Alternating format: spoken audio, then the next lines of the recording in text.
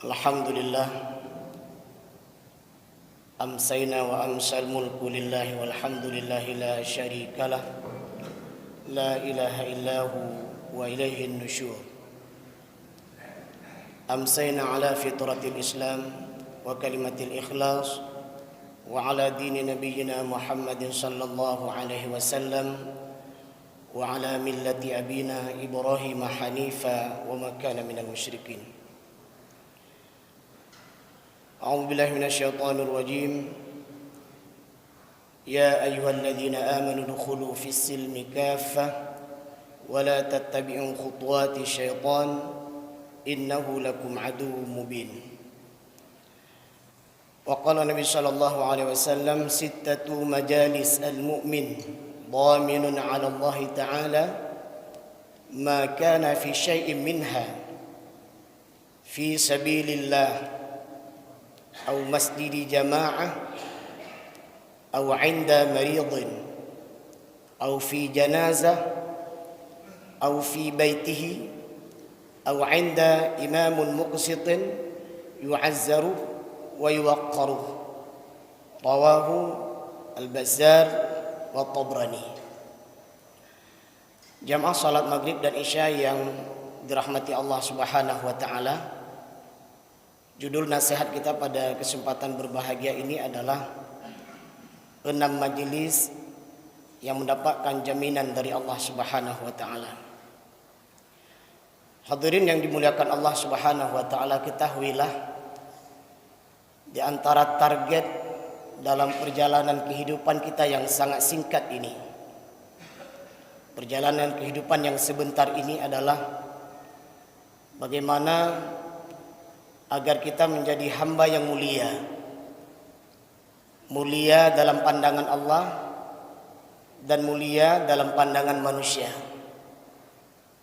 Maka oleh karena itu, di antara hal yang akan membuat manusia itu menjadi mulia dan dimuliakan oleh Allah serta alam di sekitarnya, maka yang menentukannya adalah bagaimana keberadaan hamba tersebut, di mana dia bergerak, bagaimana dia bergerak, dengan siapa, dan di tempat mana dia berada. Maka dalam hadis yang barusan kita bacakan tadi, di sana Rasulullah menyebutkan paling kurang dalam hadis ini ada 6. Ada 6 tempat, ada 6 majelis, di mana ketika hamba Allah berada di 6 majelis tersebut, maka Rasulullah mengatakan orang tersebut dijamin oleh Allah selama dia berada di salah satunya. Nah, inilah yang akan kita sampaikan pada kesempatan berbahagia ini. Yang pertama, kata Rasul, keberadaan orang yang mendapatkan jaminan kebaikan dari sisi Allah Subhanahu wa taala adalah fi sabilillah, yaitu di jalan Allah Subhanahu wa taala. Ini adalah sebuah tempat yang sangat umum, sebuah keadaan yang sangat umum. Artinya apa? Ketika keberadaan seseorang di mana keberadaannya itu mendatangkan cinta Allah dan Rasul, itu adalah fi sabilillah. Jadi sangat luas. Contoh sederhana dalam perjalanan hidup kita, bagi kita orang tua, para pekerja yang sehari-hari bertugas, kita bekerja untuk menghidupi keluarga kita, itu fi sabilillah. Kita berangkat dari rumah kita dengan membaca doa dan berharap agar mendapatkan kebaikan. Sebagaimana dalam hadis disebutkan, tidaklah orang yang keluar dari rumahnya dengan niat kebaikan, maka ada malaikat yang sudah menunggu di depan rumahnya dan mengawal orang tersebut sampai dia kembali lagi. Masya Allah. Tetapi sebaliknya, ketika seseorang sebelum berangkat dari rumahnya dengan niat yang jahat, berbuat tidak baik, ingin melakukan kezaliman, maka ada syaitan. Syaitan yang sudah menunggu di depan rumahnya, mendampingi orang tersebut sampai ke tempat dia bertugas, sampai dia kembali lagi bersama siapa? Bersama syaitan. Na'udzubillah. Yang kita inginkan adalah sebelum kita berangkat dari rumah kita dengan niat yang mulia, maka ada malaikat yang mendampingi kita sampai ke tempat kita bekerja, sampai kita kembali lagi. Masya Allah, di saat jam 7, jam 8, kita lihat para orang tua mengantarkan anaknya ke sekolah, fi sabilillah. Mengantarkan anaknya ke tempat pengajian. Dan bahkan mereka mendatangi tempat-tempat yang mulia, fi sabilillah. Seorang ibu yang berada di rumahnya, menjaga harta suaminya, menjaga anak-anaknya, merawat anak-anaknya, membimbingnya, hatta dia memasak sekalipun, kemudian menghidangkan makanan dan minuman tersebut kepada keluarganya, fi sabilillah. Bahkan ada di antara ibu-ibu menghadap Rasulullah SAW dan berkata, sungguh para laki-laki mendapatkan pahala syahid. Ya Rasulullah, bagaimana dengan kami kaum ibu-ibu? Apa kata Rasulullah? Kau pulang ke rumahmu, kau jaga rumahmu, kau rawat keluargamu, berbuat yang terbaik di rumahmu, itu dapat pahala syahid. Maka kita tidak setuju ketika ada orang bertanya, apa pekerjaan ibu? Saya tidak ada pekerjaan, saya adalah ibu rumah tangga. Kita tidak setuju dengan jawaban itu. Justru seorang ibu yang bekerja di rumah dengan berbagai macam kebaikan yang dilakukan, itu sungguh sangat mulia, sehingga Rasulullah mengatakan itu dapat pahala syahid. Masya Allah. Jamaah rahimakumullah. Berangkat ke tempat kerja kita sampai kita pulang. Saat kita berada di jalan, kemudian menghormati pengguna jalan, itu fi sabilillah. Tidak membuang kotoran, tidak membuang sampah sembarangan, itu fi sabilillah. Artinya apa? Dimanapun kita berada, kapanpun, keadaan macam apapun, tanyakan pada diri kita, apakah keberadaan saya ini mendapatkan ridha Allah Subhanahu wa ta'ala? Apakah yang akan saya lakukan ini mendapatkan ridha Allah Subhanahu wa ta'ala? Kalau iya, berarti fi sabilillah. Itu yang pertama. Dan yang kedua, kata Rasul, tempat yang mendapatkan jaminan di sisi Allah Subhanahu wa ta'ala adalah au masjidi jamaah. Masya Allah. Mereka yang berada di masjid dan berjamaah. Dalam sebuah hadis Rasul bersabda yang artinya, apabila kamu melihat seseorang biasa ke masjid, maka saksikanlah bahwa dia adalah benar-benar beriman. Hadis riwayat Tirmidzi. Masya Allah. Pernahkah kita mengetahui bahwa setiap langkah yang kita ayunkan ke masjid, maka langkah yang pertama dihitung kebaikan, dan langkah yang kedua diampuni dosa kita. Kata Rasulullah, dhihaban wa raji'an, baik saat dia pergi maupun saat pulang. Belum lagi mereka yang melangkahkan kakinya ke masjid dalam keadaan gelap. Berarti ini sholat maghrib, sholat isya, juga sholat subuh dalam keadaan gelap. Maka Rasulullah mengatakan di akhirat nanti mereka ini akan mendapatkan cahaya dari Allah Subhanahu wa ta'ala. Pada saat itu tidak ada cahaya kecuali cahaya dari Allah. Tidak ada perlindungan kecuali perlindungan dari Allah. Mereka yang bergelap-gelap menuju ke masjid, di sana dapat kemuliaan. Bahkan apa yang kita lakukan hari ini antara maghrib dengan isya, kita duduk mendengarkan nasihat dan disampaikan. Duduknya kita itu dihitung pahala sholat. Belum lagi mereka yang sholat isya berjamaah, dihitung seolah-olah mereka sholat semalam suntuk. Kita pergi menghadiri majelis ta'lim, duduk di masjid iktikaf, itu adalah orang yang dijamin oleh Allah Subhanahu wa ta'ala menjadi pengurus masjid, atau menjadi imam, menjadi muazzin, hatta kita membersihkan masjid. Ada seorang sahabat Rasulullah SAW namanya Ibnu Mahjan. Salah satu pekerjaan terbaik beliau adalah membersihkan masjid. Suatu hari dia menangis. Kenapa? Ketika dia sampai di masjid, ternyata masjidnya sudah bersih. Sementara dia punya keinginan untuk membersihkan masjid. Karena dia tahu bagaimana Rasulullah memberikan kabar gembira. Mereka yang keberadaannya membersihkan masjid mendapatkan pahala surga. Inilah yang membuat dia menangis.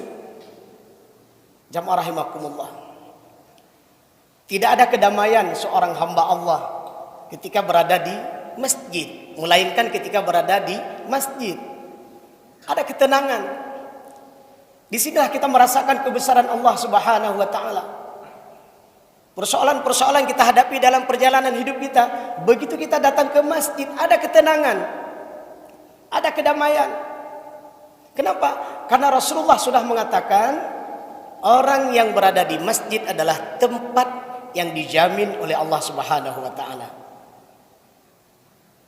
Ketika musibah terjadi, orang yang di laut pergi ke gunung, gunung meletus.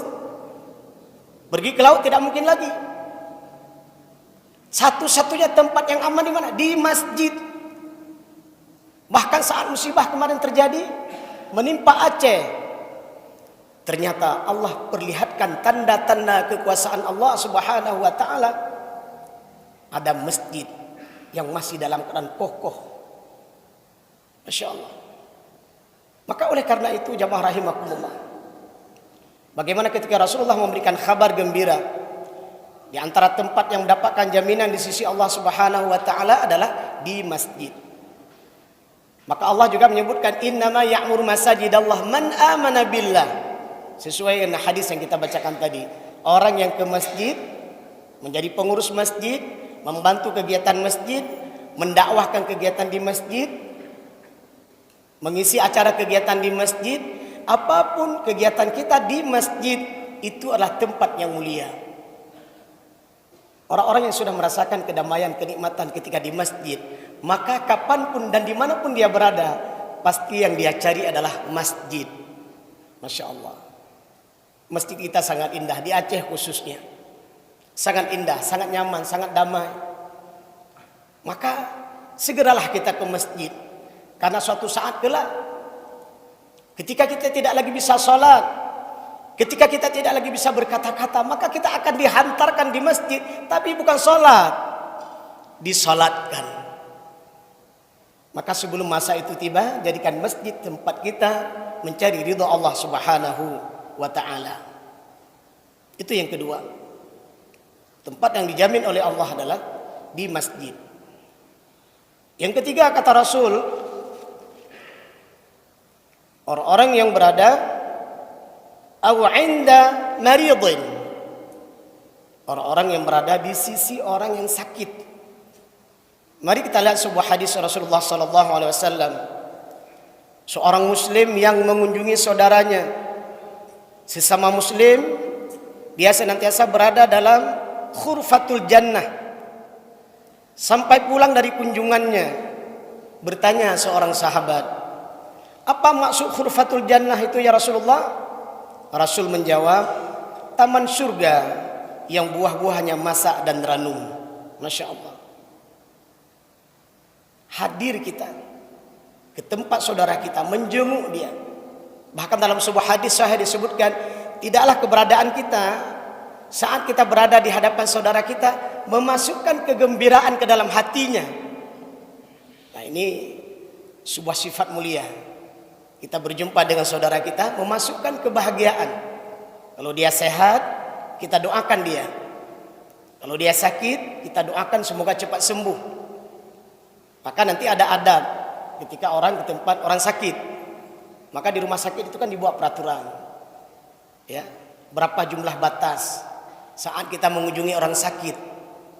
Tujuannya apa? Agar orang sakitnya nyaman.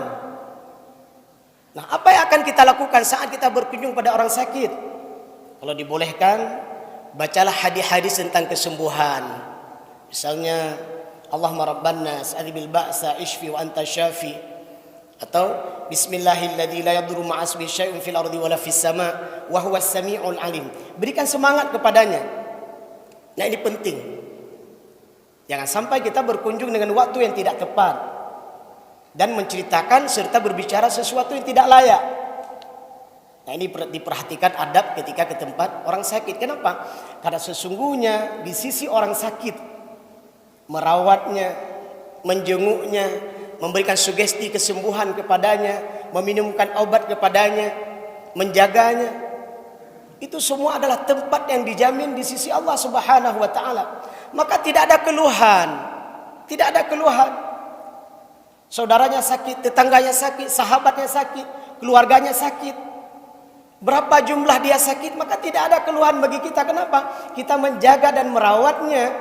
Apalagi dokter yang memberikan obat kepadanya, atau para perawat yang menjaga orang sakit. Itu adalah semua tempat yang dilakukan, itu adalah tempat yang dijamin oleh Allah dan Rasulnya. Maka jamaah rahimakumullah, dalam hadis yang lain Rasulullah juga menyebutkan, tidaklah seorang sahabat yang mendoakan sahabatnya di kejauhan. Kita mungkin pernah punya sahabat dekat, dalam keadaan tertentu atau dia bekerja atau bertugas, maka dia dalam keadaan jauh, melewati pulau atau melewati benua, artinya dia tidak bersama kita. Tapi dalam keberadaan sahabat kita yang jauh, dari kejauhan kita mendoakannya. Kita doakan kesehatan kepadanya, kita doakan kepadanya mendapatkan rezeki yang halal dan baik. Semua doa-doa kebaikan yang kita panjatkan kepada sahabat kita, apa kata Rasul? Itu dapat pahala surga. Sahabat yang dekat, kita berkunjung. Sahabat yang sakit, kita doakan kesembuhannya. Sahabat yang jauh, tidak kita melihatnya, nun jauh di sana, kita mendoakannya. Itu juga dapat pahala surga. Begitu indahnya Islam. Kemudian di mana lagi tempat yang mendapatkan jaminan di sisi Allah Subhanahu wa taala? Rasulullah menyebutkan di tempat jenazah. Ma min mu'minin yu'azza akhahu bi musibatin illa kasahu Allah azza wa jal min hulalil karamah yaumal qiyamah. Rawahu Ibnu Majah. Tiada seorang mukmin yang mentakziahkan saudaranya yang mengalami suatu musibah, melainkan Allah Subhanahu wa taala memberikan kepadanya pakaian-pakaian kemuliaan pada hari kiamat. Hadis riwayat Ibnu Majah. Ada saudara kita musibah, kita datang. Bahkan dalam sebuah hadis sahih disebutkan, bertakziah kepada saudara kita yang musibah, maka kata Rasulullah adalah dibangunkan sebuah tempat yang mulia di dalam surga Allah Subhanahu wa taala. Bahkan para malaikat mendoakan. Masya Allah.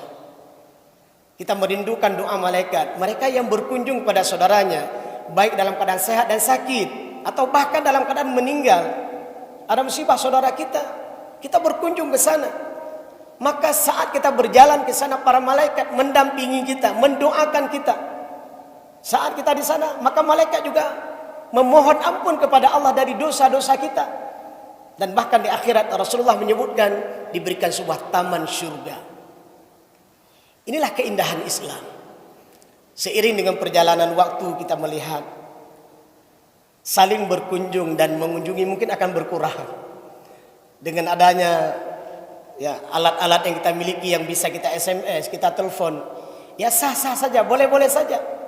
Tapi Rasulullah menyuruh kita berkunjung. Dengan berkunjung kita melihat bagaimana keadaan sahabat kita. Dengan berkunjung kita melihat bagaimana keadaan dirinya. Maka Rasulullah menyebutkan begitu banyak pintu surga, kata Rasul. Di antaranya apa kata Rasulullah? Membantu saudara kita yang tidak bisa mendengar, orang tuli. Membantu saudara kita yang tidak bisa melihat. Membantu saudara kita yang butuh informasi. Itu kan hal ringan. Bahkan dalam sebuah hadis Rasulullah menyebutkan memberikan tali sepatu atau tali sandal yang putus kepada saudara kita juga pahala surga. Apa maksud dari beberapa hadis itu? Ternyata Orang beriman itu tidak akan pernah terlepas daripada berbuat baik dengan sesama. Setelah dia taat kepada Rabb, maka terlihat indikasi imannya adalah berbuat baik kepada sesama. Masya Allah. Yang kelima, kata Rasul, tempat yang mendapatkan jaminan di sisi Allah Subhanahu wa taala adalah di rumahnya, au fi baitihi. Kita lihat sebuah hadis Rasulullah sallallahu alaihi wasallam, khairukum li ahli wa ana khairukum li ahli. Rawahu Ibnu Asakir. Apa artinya? Sebaik-baik kamu adalah orang yang paling baik terhadap keluarganya, dan aku adalah yang paling baik terhadap keluargaku, kata Rasulullah. Masya Allah.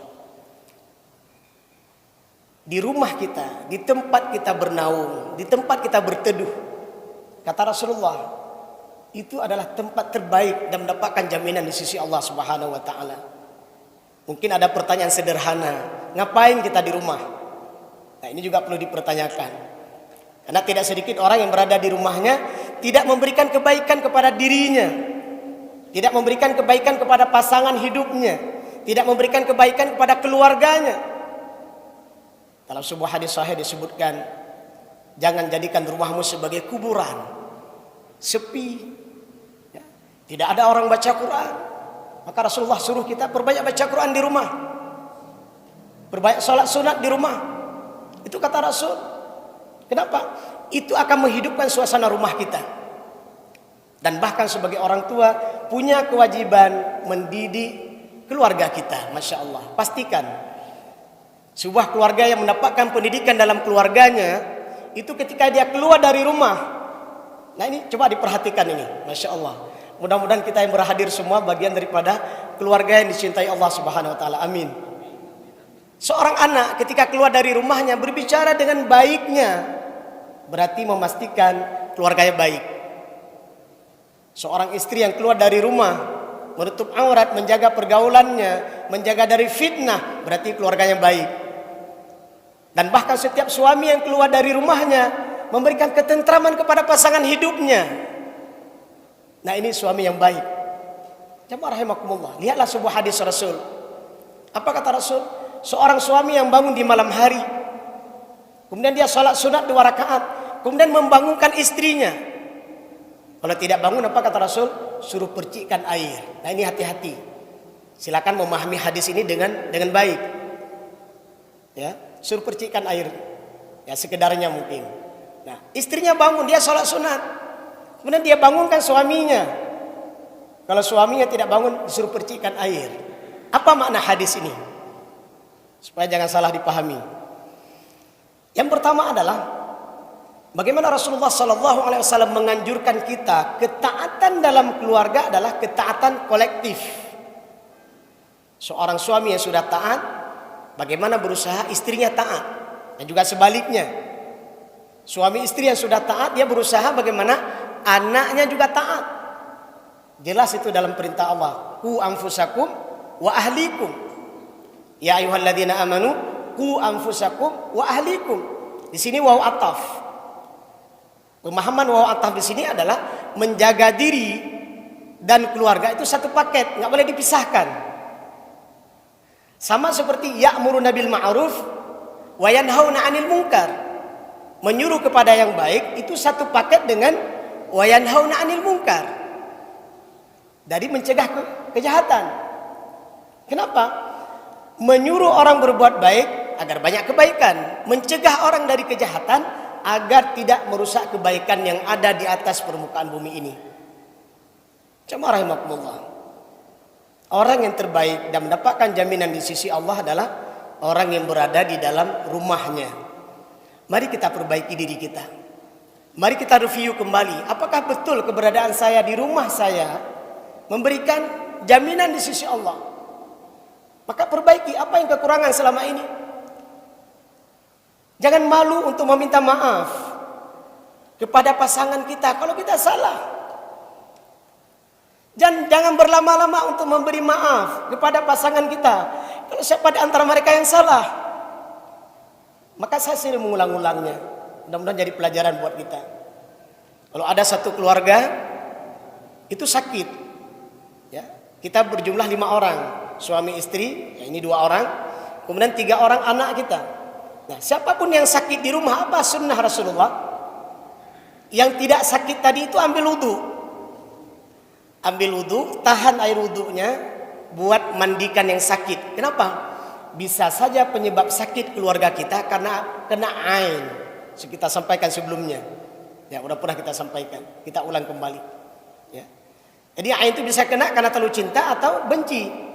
Nah, jadi dalam keluarga kita perhatikan itu. Siapapun yang sakit, maka yang tidak sakit berwudu dan mandikan air wudu kita itu yang sudah kita tahan, kita tadah untuk yang sakit. Kenapa? Mudah-mudahan dengan air wudu kita itu memberikan kesembuhan pada keluarga kita. Karena tidak sedikit di akhir zaman muncul penyakit yang ketika kita deteksi ke dokter, maka dokter mengatakan tidak sakit. Ternyata salah satu penyebabnya adalah kena ain dalam keluarga kita, karena ada rasa marah kita yang tidak kita maafkan. Ya. Ada terlalu rasa cinta kita tidak mau baca la haula wala quwata illa billah. Masya Allah la quwata illa billah. Itu bisa saja terkena penyakit kepada keluarga kita. Kembali kepada hadis Rasulullah yang kita bacakan ini. Orang yang terbaik adalah yang berada di rumahnya. Masya Allah. Orang yang terbaik berada di rumahnya adalah saat suaminya keluar. Nah, ini berarti suami yang keluar. Ada kerinduan dari pasangan hidup kita, dari istri kita, dari anak-anak kita, merindukan kembali lagi ke rumah. Karena ada model keluarga, mohon maaf, ini semoga tidak terjadi dalam keluarga kita. Saat seorang ayah berangkat dari rumah, maka pasangannya dan anak-anaknya merasa aman dari kezalimannya. Ini mohon maaf. Nah, ini jangan sampai terjadi. Padahal kepergian kita diharapkan kepulangan kita. Kenapa? Rindu dengan ar-rijalu qawwamuna 'alan nisa. Pengayoman yang kita berikan kepada keluarga. Nah, ini bagaimana kita memanage keluarga kita menjadi keluarga yang mendapatkan cinta dari Allah Subhanahu wa taala. Dalam sebuah hadis Rasulullah menyebutkan di antara ciri-ciri keluarga yang dicintai oleh Allah adalah yang pertama, saling menghormati. Berarti antara pasangan, antara ayah dan maknya dengan anaknya. Nah, ini saling menghormati. Ketika orang tua menyayangi anaknya, maka yakinlah anak akan menghormati orang tuanya. Seorang suami yang sayang kepada istrinya, maka insya Allah istri akan sayang kepada suaminya. Kata Rasul, keluarga yang saling menghormati itu ciri keluarga yang dicintai Allah Subhanahu wa taala. Yang kedua, keluarga yang lemah lembut dalam berbicara. Mohon maaf. Ini kadang-kadang kami para ustadz, para tengku ya, disebut ustadz, malu pun disebut ustadz, disebut tengku pun malu kita disebut tengku. Ternyata kadang-kadang kita begitu lemah lembut ketika berbicara dengan teman-teman kita. Begitu lemah lembut ketika berbicara di kedai-kedai kopi dengan sahabat kita. Tapi begitu kita pulang ke rumah kita, tidak ada lagi lemah lembut itu. Mohon maaf. Ini sebuah keluarga yang tidak ada lemah lembut, maka keluarga tersebut tidak disayang oleh Allah. Saya ingin memberikan sebuah gambaran sederhana. Seorang suami ketika berbicara dengan istrinya, yang dia bicarakan baik, pasti istrinya senang mendengar. Dan juga sebaliknya. Tetapi jangan coba-coba memulai. Seorang suami yang berbicara tidak baik kepada istrinya, bersiap-siaplah suatu saat istri akan berbicara tidak baik kepada suaminya. Mohon maaf, apalagi sampai terjadi KDRT. Nah, ini kami kalau di KUA itu ada bimbingan para catin ya. Calon pengantin itu dibina dulu supaya agar keluarganya sakinah, mawaddah, warahmah. Tapi ternyata setelah kita berkeluarga, kita juga membutuhkan binaan. Maka kami sering menyampaikan dari KUA sering kami sampaikan, mohon setelah Anda menikah jangan tinggalkan satu tempat, yaitu masjid. Nah, ini coba diperhatikan, ada nggak calon pengantin yang hadir ini? Kalau ada, alhamdulillah. Maaf, bukan calon pengantin, yang baru menikah. Maaf, yang baru menikah ada hadir, bagus kalau ada. Kalau calon pengantin kan tidak boleh berduaan karena belum sah. Nah, ini kenikmatan suami istri yang pasca menikah. Setelah dia sah menjadi suami istri, kemudian dia hadir dan rindu ke masjid. sholat maghrib di masjid berjamaah, mendengar nasihat sampai sholat isya, kemudian dia pulang. Itulah keluarga yang damai. Jamaah rahimakumullah. Ketika kita berbuat baik pada pasangan kita, maka ketahuilah kita akan mendapatkan kebaikan dari pasangan kita. Ada sebuah cerita sederhana di mana sebuah kisah keluarga ini sangat saling menyayangi. Seiring dengan perjalanan waktu, karena persoalan yang hadapi, terjadi kekerasan dalam rumah tangga. Saya ingin sampaikan satu hal. Jangan coba-coba tangan kita melayang. Melayang bermakna mendarat di salah satu tempat atau tangan atau tubuh daripada pasangan kita. Jangan coba-coba itu. Kenapa? Nanti akan terjadi pembalasan sebaliknya. Jangan coba-coba itu. Maka jamaah rahimakumullah, ketika Rasulullah menyebutkan di rumah adalah merupakan tempat terbaik, maka pastikan ucapan kita, lisan kita, sikap kita, perilaku kita, termasuk ramah tamah, lemah lembut yang kita sampaikan tadi. Kemudian yang ketiga kata Rasulullah, ciri keluarga yang disayang oleh Allah Subhanahu wa taala adalah taubat. Sebuah keluarga yang mudah bertaubat. Seorang suami yang mudah meminta maaf pada istrinya, seorang istri yang mudah meminta maaf pada suaminya, orang tua yang mudah meminta maaf kepada anak-anaknya. Mohon maaf, durhaka itu ada dua. Ada durhaka anak kepada orang tua, dan ada durhaka orang tua kepada anak. Kita meminta maaf kepada anak kita di saat kita salah dalam berbicara. Kita meminta maaf kepada anak kita saat kita salah dalam berbuat, bekerja. Minta maaf. Kenapa? Karena kita rindu suatu hari, suatu saat anak datang kepada kita, Abi, Umi, adik minta maaf. Kalimat minta maaf yang keluar dari anak kita adalah karena kita membiasakan kalau kita salah yang meminta maaf kepada anak-anak kita. Seorang atasan salah, jangan malu untuk meminta maaf. Kenapa? Karena kita orang atasan itu rindu suatu saat ketika bawahannya itu datang kepada atasannya mengatakan, maafkan saya salah. Inilah sebuah keluarga, sebuah masyarakat, dan sebuah bangsa yang hebat.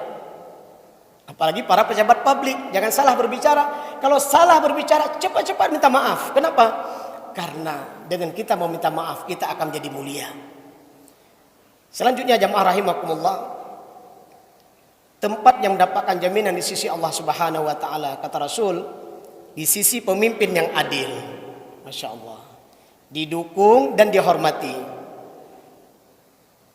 Nah, ini luar biasa. Saya pernah menyampaikan sebuah nasihat pada kita. Hati-hati di samping pemimpin jahat. Hati-hati. Kalau ada pemimpin jahat, di mana keberadaannya itu telah membuat para karyawannya tidak sempat beribadah kepada Allah Subhanahu wa taala. Mohon maaf. Apakah ajudannya ataupun para karyawannya, dengan dia bekerja di situ, ajudan dan para karyawan tidak sempat sholat 5 waktu berjamaah. Hati-hati. Tidak sempat menjenguk keluarganya, tidak sempat berbuat kebaikan dalam masyarakatnya. Nah, atasan yang seperti itu adalah atasan yang telah merampas hak Allah untuk disembah. Hati-hati. Maka ada kerinduan dalam diri kita. Di saf pertama, sering kita sampaikan. Di saf pertama itu siapa? Gubernur, ya, wali kota, Pak Camat, dan semua aparatur-aparatur pemerintahan yang mereka diberikan amanah. Di mana tempat sholat mereka? Di saf pertama. Masya Allah. Kita berdoa dan berharap. Maka para ustadz, para tengku, kalau bisa jangan hanya berceramah di masjid. Ini siapa yang mau bergerak nih? Jangan hanya di masjid. Kemana kita berdakwah?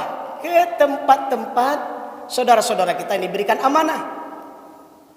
Biasanya para tengku, para ustadz, kalau datang ke tempat orang, para pejabat, pasti mereka berpikir, nah ini bawa proposal. Sekarang jangan begitu. Datang, kita bawa Al-Quran dan hadis Rasulullah. Lapor, ya, lapor di bawahnya. Mohon maaf, kami dari para ustadz, para tengku ingin berjumpa dengan atasan Anda. Apa yang akan Anda lakukan? Kami ingin membaca ayat dan hadis Rasulullah sallallahu alaihi wasallam. Mulia sekali. Umar bin Abdul Aziz merindukan sahabatnya untuk membacakan Al-Quran dan hadis-hadis Rasulullah. Saat dibacakan Al-Quran dan hadis Rasulullah, maka mengalirlah air mata Umar bin Abdul Aziz sampai mengatakan cukup, cukup. Kenapa? Al-Quran dan hadis Rasulullah yang kita bacakan kepada pemimpin kita itu akan mengobati. Kalau ada penyakit-penyakit, akan memberikan peringatan kepadanya. Nah, ini siapa yang akan memulainya? Ustadz mana yang akan datang? Tengku mana yang akan datang kepada pemimpin? Ngapain? Bawa Al-Quran dan hadis Rasulullah. Ajarkan pemimpin kita supaya bagus mengajinya. Ajarkan pemimpin kita supaya bagus fiqihnya. Ajarkan kepada pemimpin kita supaya bagus akhlaknya. Tugas siapa? Tugas kita semua. Apalagi nanti dipesan, mohon para ustadz, para tengku, datangi tempat kerjaku. Aku akan mendengar bacaan Al-Quran darimu. Nah, ini luar biasa kalau ada seperti itu. Jamaah rahimakumullah. Kita sebagai ajudan, sebagai orang yang ditugaskan atau berada di sisi pemimpin yang adil. Pemimpinnya taat. Dia soleh. Orangnya baik. Begitu azan berkumandang dia ke masjid. Dia suka berbicara kebaikan. Dan pemimpin yang seperti ini adalah pemimpin yang adil, yang cinta kepada rakyatnya. Kita yang berada di sisinya sebagai ajudannya, sebagai orang kepercayaannya, itu mendapatkan jaminan di sisi Allah Subhanahu wa taala. Jamaah rahimakumullah, 6 tempat yang kita sampaikan ini adalah tempat yang dicintai Allah dan Rasul dan mendapatkan jaminan dari Allah. Yang pertama di jalan Allah. Yang kedua adalah di masjid. Yang ketiga di sisi orang sakit. Yang keempat di samping atau kita bertakziah kepada yang musibah saudara kita meninggal. Dan yang kelima adalah di rumah kita. Dan yang terakhir yang keenam adalah di sisi pemimpin yang adil, yang didukung dan dihormati oleh rakyatnya. Mudah-mudahan 6 tempat ini, di antara tempat-tempat yang lain tentunya, bisa kita jalani, kita nikmati kedudukan kita, mudah-mudahan mendapatkan ridha dari Allah, dan kita yang berada di sana dicintai oleh Allah Subhanahu wa taala. Mohon maaf dan terima kasih, semoga bermanfaat. Alhamdulillahirabbil alamin. Subhanakallahumma wa bihamdik, asyhadu an la ilaha illa anta, astaghfiruka wa atubu ilaika. Assalamualaikum warahmatullahi wabarakatuh.